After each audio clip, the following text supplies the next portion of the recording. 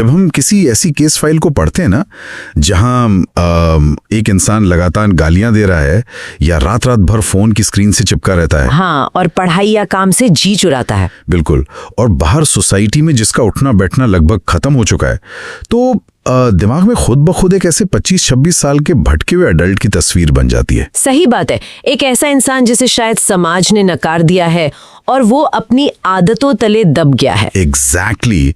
और इस चर्चा के लिए जो सोर्स मटेरियल हमारे पास आया है ना, जो दरअसल एक सिंगल पेरेंट के पर्सनल नोट्स और डेली ट्रैकिंग सिस्टम्स का कलेक्शन है, उसे पढ़ते हुए शुरू में यही लगता है कि ये किसी अडल्ट की कहानी है। पर वही तो सबसे बड़ा झटका है इस मटेरियल में। हाँ, क्योंकि अचानक पता चलता है कि ये किसी अडल्ट का केस नहीं है, बल्कि उनके द्वारा अडॉप्ट किए गए सिर्फ 14 साल के एक टीनेज बच्चे का केस है। यही वो टर्निंग पॉइंट है जहां से इस पूरी केस स्टडी का नजरिया ही बदल जाता है। देखिए, अगर हम एक 24 साल के अडल्ट की बात कर रहे होते तो अप्रोच बिल्कुल अलग होती, क्योंकि उस उम्र में तो पर्सनैलिटी लगभग सेट हो चुकी होती है ना। बिल्कुल, उसकी पर्सनैलिटी, उसके विश्वास और उसके दिमाग की वायरिंग फिक्स हो जाती है। वहां हमें सिर्फ उसके एनवायरनमेंट को मैनेज करना पड़ता है। लेकिन 14 साल की उम्र ये बायोलॉजी और साइकोलॉजी दोनों के हिसाब से एक टेस्टिंग फेज होता है। मतलब दिमाग अभी भी डेवलप हो रहा है। हाँ, इस वक्त दिमाग की वायरिंग चल रही होती है। इसे हम न्यूरोप्लास्टिसिटी कहते हैं। दिमाग एक गीली मिट्टी या एक स्पंज की तरह होता है इस टाइम, जो चीजों को बहुत जल्दी अब्सॉर्ब कर लेता है। पी जा सकती है, तो सही दिशा और एक स्ट्रॉन्ग सिस्टम मिलने पर उन्हें उतनी ही तेजी से बदला भी जा सकता है। ये वही साल है जहां से आगे की पूरी लाइफ की फाउंडेशन सेट होती है। और इस डीप डाइव का हमारा मेन मिशन भी यही है। हम इन डिटेल नोट से ना उन प्रैक्टिकल और साइकोलॉजिकल स्ट्रैटेजीज को निकालेंगे जिससे एक भटके हुए टीनेजर की बुरी आदतों को सुधारा जा सके और उसे वापस सोसाइटी में एक रिस्पेक्टफुल एक्सेप्टेंस दिलवाई जा सके। सही कहा। तो चलिए इसको थोड़ा समझते हैं। किसी भी नियम या डिसिप्लिन को लागू करने से पहले सोर्स मटेरियल एक बहुत ही क्लियर फॉर्मूला देता है। उसमें लिखा है कि control plus connection plus consistency. अच्छा। और इसमें सबसे पहला जोर पता है किस पर दिया गया है? कनेक्शन पर। नोट्स बड़ा क्लियरली कहते हैं कि बिना ट्रस्ट के आपका बनाया हुआ कोई भी नियम सिर्फ एक बोझ लगता है। यहाँ ध्यान देने वाली बात यह है कि लोग अक्सर सीधा कंट्रोल वाले हिस्से पर छलांग लगा देते हैं। अरे, उन्हें लगता है कि स्ट्रिक्ट रूल्स बना देंगे तो बच्चा लाइन पर आ जाएगा। सही बात है, पर इमोशनल कनेक्शन को नजरअंदाज करना उनकी सबसे बड़ी भूल होती है। जब तक एक 14 साल के बच्चे के दिमाग में ये विश्वास नहीं बैठता कि सामने वाला उसकी परवाह करता है, तब तक उसे हर रूल एक अटैक जैसा लगेगा। बिल्कुल, वो आपकी बातों को एक थका देने वाले लेक्चर की तरह सुनेगा और जैसे ही आपकी पीठ घूमेगी वो वही करेगा जो उसे करना है। बिना कनेक्शन के डिसिप्लिन सिर्फ एक टेम्पररी दिखावा बनकर रह जाता है। अब नोट्स में इस कनेक्शन को बनाने का एक बड़ा प्रैक्टिकल तरीका लिखा है। रोज 20 से 30 मिनट बिना किसी लेक्चर के उससे कैजुअल बातें करना। एक दोस्त की तरह उसके पसंदीदा वीडियो गेम्स या जो रील्स वो देख रहा है उसमें इंटरेस्ट दिखाना। यानी गोल ये होना चाहिए कि बच्चे के अंदर से आवाज आए कि हाँ, ये इंसान मुझे समझता है। हाँ, पर यहाँ पे एक एनालॉजी दूं तो अगर हम बिना नींव के घर बनाएंगे तो वो गिर जाएगा, ये बात ठीक है। लेकिन एक पेरेंट वार्डन की तरह साउंड किए बिना ये कैजुअल कनेक्शन बनाए कैसे? ये बहुत वैलिड सवाल है। खासकर तब जब बच्चा दिन भर ऐसी आदतों में उलझा हो जो किसी का भी दिमाग खराब कर दें या गुस्सा दिला दें। देखिए, वार्डन और गाइड के बीच का फर्क ही यहाँ पर सब कुछ तय करता है। एक वार्डन का काम सिर्फ रूल्स थोपना और सजा देना होता है, राइट। लेकिन एक गाइड का काम रास्ता दिखाना होता है। जब पेरेंट वो 20-30 मिनट निकालता है ना, तो उसे अपने अंदर के उस जज को कंप्लीटली स्विच ऑफ करना पड़ता है। मतलब उस आधे घंटे में कोई डांट फटकार नहीं। एग्जैक्टली। इसका मतलब उसकी गलतियों को भूल जाना नहीं है, बल्कि उस वक्त के लिए उसे एक सेफ स्पेस देना है जहां उसे जज ना किया जा रहा हो। डर पर आधारित डिसिप्लिन तभी तक काम करता है जब तक डर पैदा करने वाला सामने खड़ा हो। सही बात है। इसलिए यहाँ रिस्पेक्ट और म्यूचुअल अंडरस्टैंडिंग को कनेक्शन का बेस बनाया गया है। वैसे इस डॉक्यूमेंट में ना एक ऐसी लाइन है जो सच में कमाल की है। जब बच्चा गलती करे तो उसे डांटने की बजाय ये कहना है कि मुझे तुझसे प्रॉब्लम नहीं है, तेरी इस आदत से है। वाओ, ये लाइन बहुत पावरफुल है ना? हाँ, मतलब आप इंसान को उसकी आदत से पूरी तरह अलग कर रहे हैं। हाँ, क्योंकि ये लाइन एक टीनेजर के सेल्फ एस्टीम के लिए एक प्रोटेक्टिव शील्ड का काम करती है। 14 साल की उम्र में बच्चे को वैसे ही लगता है कि पूरी दुनिया उसके खिलाफ है। उसे लगता है कोई मुझे नहीं समझता, सब दुश्मन है। और जब पेरेंट कहता है कि प्रॉब्लम उसकी आदत है, वो खुद नहीं, तो पेरेंट एक बहुत ही क्लियर साइकोलॉजिकल मैसेज दे रहा होता है। वो बता रहा है कि मैं और तुम एक टीम है। ओह क्या बात है, हम एक टीम है और हमारी टीम इस बुरी आदत के खिलाफ लड़ रही है। बिल्कुल, ये दुश्मन का चेहरा ही बदल देता है।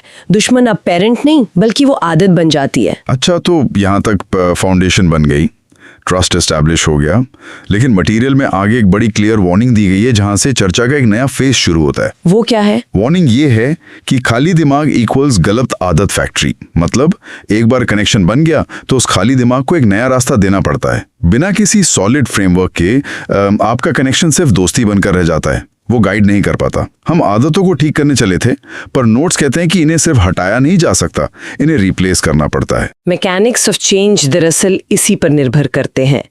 दिमाग में आप किसी आदत का वैक्यूम या खाली जगह नहीं छोड़ सकते हैं। जैसे अगर आपने उसका फोन छीन लिया तो दिमाग किसी और चीज की तरफ भागेगा। एग्जैक्टली। दिमाग उस डोपामीन की कमी को पूरा करने के लिए किसी और बुरी आदत की तरफ अट्रैक्ट होगा। इसलिए रिप्लेसमेंट जरूरी है। फोन एडिक्शन को जिम या स्पोर्ट्स से रिप्लेस करना, या गाली देने की आदत को काम कम्युनिकेशन से रिप्लेस करना, गंदे सर्कल को प्रोडक्टिव एनवायरनमेंट से रिप्लेस करना। सही कहा। आप बेसिकली पुरानी आदत की जगह एक नई आदत प्लांट कर रहे होते हैं। यहाँ बात सच में बहुत डीप हो जाती है। हम आदतों को डिलीट नहीं कर रहे हैं, एक सॉफ्टवेयर की तरह उन्हें ओवरराइट कर रहे हैं। पर इस नए सॉफ्टवेयर को रन करने के लिए एक डेली रूटीन को गेम चेंजर बताया गया है सोर्स में। रूटीन का क्या रोल बताया है? उसमें लिखा है कि दिन में कम से कम 1 से 1.5 घंटे की फिजिकल एक्टिविटी मैंडेटरी होनी चाहिए। मैं सोच रहा था इसके पीछे आखिर मैकेनिज्म क्या काम कर रहा है। देखिए, सॉफ्टवेयर ओवरराइड वाली बात बिल्कुल ठीक है, पर इस उम्र में ना आप सिर्फ सॉफ्टवेयर नहीं, दिमाग का हार्डवेयर भी शेप कर रहे होते हैं। फिजिकल एक्टिविटी का मैकेनिज्म एक्चुअली बहुत बायोलॉजिकल है। हार्मोन्स की वजह से? हाँ, एक टीनेजर के अंदर एनर्जी और हार्मोन्स जैसे टेस्टोस्टेरोन का एक तूफान चल रहा होता है। अगर ये जोश बाहर नहीं निकलेगा ना, जैसे भागने, खेलने या वेट्स उठाने में, तो ये एनर्जी दिमाग के अंदर ही घूमेगी। और जब ये एनर्जी ट्रैप हो जाती है तो ये गुस्सा, फ्रस्ट्रेशन और डिस्ट्रक्टिव बिहेवियर के रूप में बाहर आती है। ओह, इसलिए वर्कआउट करना इतना जरूरी है। उसे शांत करते हैं। और सबसे बड़ा फायदा ये है कि आइडल टाइम यानी खाली समय कम हो जाता है। खाली दिमाग नहीं होगा तो खुरापात अपने आप बंद हो जाएगी। ये तो थ्योरी हो गई, लेकिन एक प्रैक्टिकल प्रॉब्लम आएगी ना।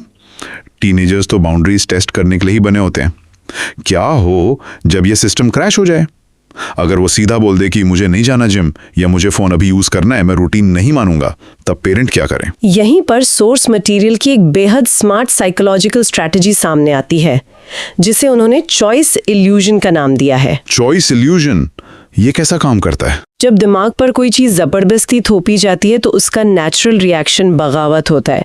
इसलिए ये मत करो बोलने की बजाय पेरेंट को पूछना चाहिए कि तुम्हारा फोन यूज करने का टाइम खत्म हो गया है, अब तुम जिम जाओगे या पार्क में वॉक पर चलोगे। अरे वाह, तो बच्चे को लग रहा है कि कंट्रोल उसके पास है, डिसीजन वो खुद ले रहा है। एग्जैक्टली। और मुझे लगता है ये ट्रिक सिर्फ टीनेजर्स पर नहीं, अडल्ट्स पर भी उतनी इफेक्टिवली काम करती होगी। सही बात है, दोनों जगह लॉजिक सेम ही काम करता है। आपने उसे 2 ऐसी चॉइसेस दी हैं जो दोनों ही आपके मास्टर प्लान का हिस्सा हैं। जिम जाना भी थकाएगा और वॉक पर जाना भी आइडल टाइम कम करेगा। और क्योंकि डिसीजन उसने खुद लिया है, उसके अंदर का जो प्रोटेस्ट है वो लगभग खत्म हो जाता है, वो कोऑपरेट करने लगता है। तो ये सब तब कैसा दिखता है जब सच में रूल्स टूटते हैं? मेरा मतलब रूटीन पढ़ने में तो बहुत अच्छे लगते हैं, पर सच्चाई ये है कि नियम टूटेंगे ही। बिल्कुल, बच्चे टेस्ट तो करेंगे ही बाउंड्रीज को। हाँ, तो इस मटेरियल में तब के लिए एक पूरा ready to use discipline system दिया गया है। क्लियर बाउंड्रीज और फिक्स्ड कॉन्सिक्वेंसेस। मतलब नियम तोड़ने पर सजा क्या होगी ये पहले से पता होना चाहिए। हाँ बिल्कुल, ट्रैफिक लाइट की तरह। रेड लाइट आपसे चिल्लाकर नहीं कहती रोकने को, वो बस लाल हो जाती है। अगर आप जंप करते हैं तो ऑटोमेटिक चलान आता है। कैमरा आपसे गुस्सा थोड़ी होता है या लेक्चर देता है। एग्जैक्टली। पर एक्सपर्ट मुझे लगता है इंसान और मशीन में जमीन आसमान का फर्क होता है।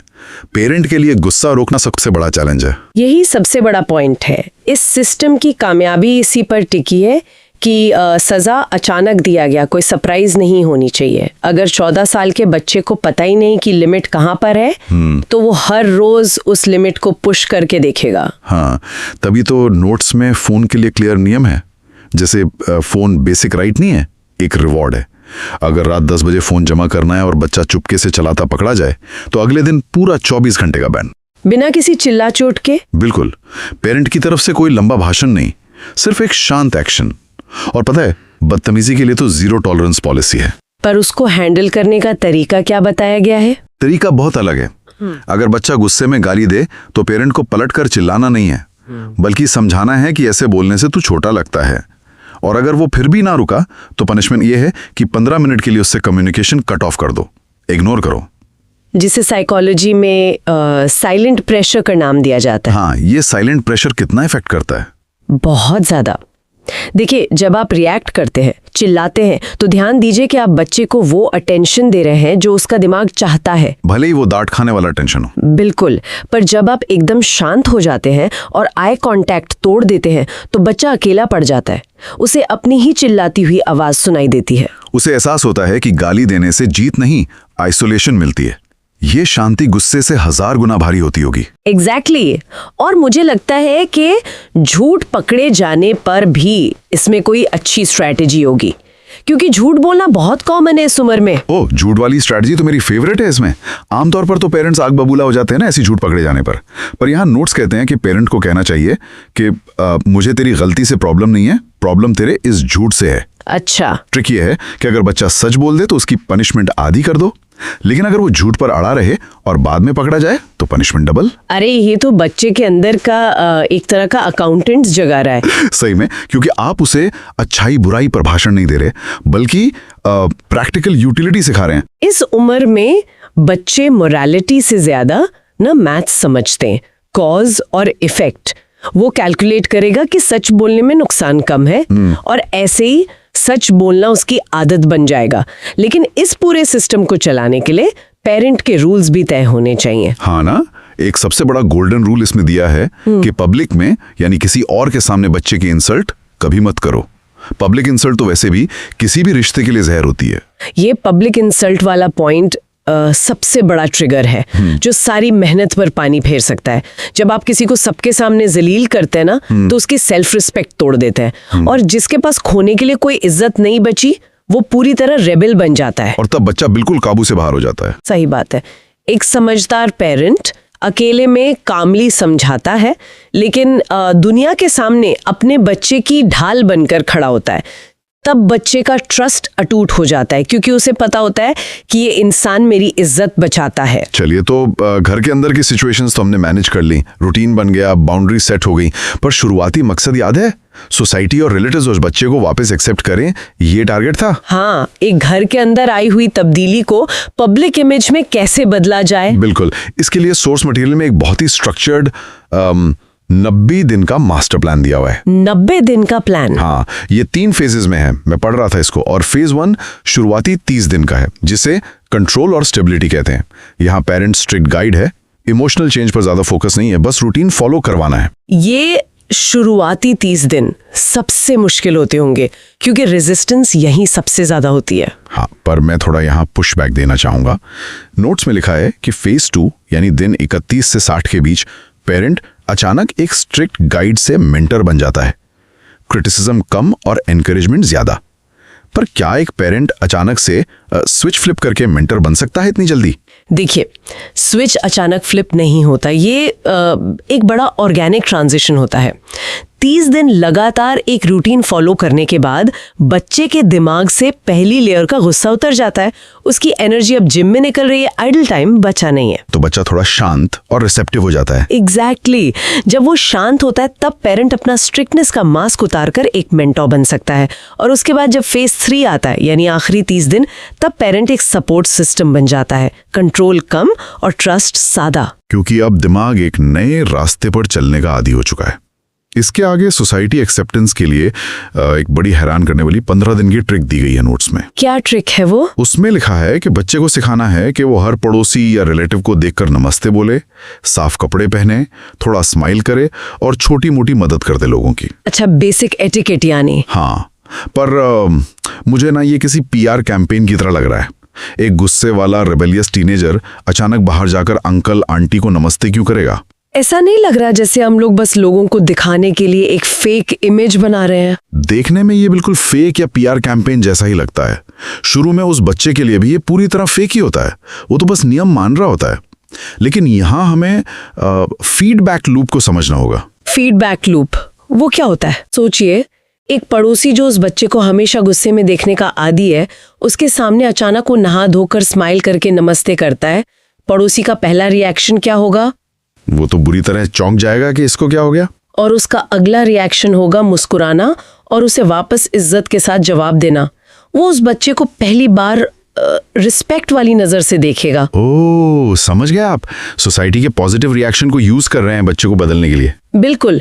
जब बच्चे को वो अनएक्सपेक्टेड वैलिडेशन मिलता है ना, वो इज्जत जो उसने शायद सालों से नहीं देखी, तो दिमाग में डोपामिन और सेरोटोनिन का एक बर्स्ट रिलीज होता है। जो चीज शुरू में फेक लग रही थी, उसे पॉजिटिव फीडबैक मिलते ही वो आहिस्ता आहिस्ता उसकी सच्ची आइडेंटिटी बनने लगती है। जो पूरा मैकेनिज्म सच्ची में माइंड ब्लोइंग है। Fake it till you make it, और आसपास के लोगों का रिएक्शन उस फेक को रियल में बदल देता है। और वैसे इसी के साथ एक और साइकोलॉजिकल ट्रिक है नोट्स में। कौन सी वाली? उसमें बार बार जोर दिया गया है कि बच्चे पर कभी भी बैड बॉय या बिगड़ा हुआ होने का लेबल मत लगाओ। इसकी बजाय रोज उसे बोलो कि तू एक डिसिप्लिन बंदा बन रहा है। इसे हम आइडेंटिटी शिफ्ट कहते हैं और ये डायरेक्ट न्यूरोप्लास्टिसिटी से जुड़ा है। इंसान का दिमाग हमेशा उस लेबल के हिसाब से एक्ट करता है जो उसे दिया जाता है। अगर आप दिन में 10 बार किसी को नकारा कहोगे तो वो वैसे ही बिहेव करेगा। एग्जैक्टली। उसने मान लिया ना कि मैं तो नकारा ही हूँ। पर जब पेरेंट लगातार उसे स्ट्रॉन्ग और डिसिप्लिन्ड लेबल देता है तो बच्चा उस नए लेबल की इज्जत रखने की कोशिश करने लगता है। दिमाग स्टैंडर्ड को मैच करता है। तो आज के इस पूरे विश्लेषण से एक बात तो शीशे की तरह साफ हो जाती है। चाहे एक भटके हुए टीनेजर को राह पर लाना हो या हमारे सुनने वालों को अपनी अडल्ट लाइफ में डिसिप्लिन लाना हो, सिर्फ विल पावर बिल्कुल काफी नहीं होती। सही बात है। विल पावर बहुत जल्दी थक जाती है। बिहेवियर सिर्फ सोचने से ठीक नहीं होता। उसके लिए पूरा एनवायरनमेंट और सिस्टम बनाना पड़ता है। रूटीन सेट करना, पुरानी आदतों को निकाल कर फिजिकल वर्कआउट से रिप्लेस करना। और सबसे बड़ी बात, कनेक्शन और डिसिप्लिन दुश्मन नहीं है। दोनों एक ही गाड़ी के पहिए हैं। इनके बिना गाड़ी आगे नहीं बढ़ती। बिल्कुल। सुनने वालों के लिए आज की चर्चा एक मास्टर क्लास है कि इंसान का बिहेवियर गुस्से से नहीं, सिस्टम से बदलता है।